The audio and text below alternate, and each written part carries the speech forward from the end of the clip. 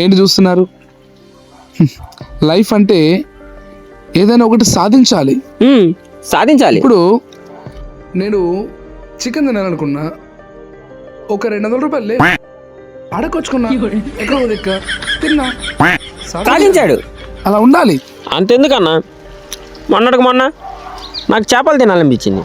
నేను నాగేనా, మా ఇంట్లో సామాను ఉన్నాయి, అమ్మేసి కొనుక్కొచ్చి తినేసా, సాధించా, అయిపోయింది. అది వేరే విషయం గురు.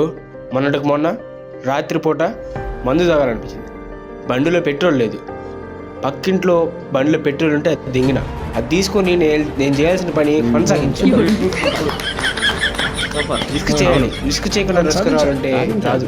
సాధించాలి ఏదైనా. అది ఎందుకు బ్రో? ఇప్పుడు నేనున్నా, మా అమ్మ మొన్న కొబ్బరికాయలు తీసుకోమని డబ్బులు ఇచ్చింది.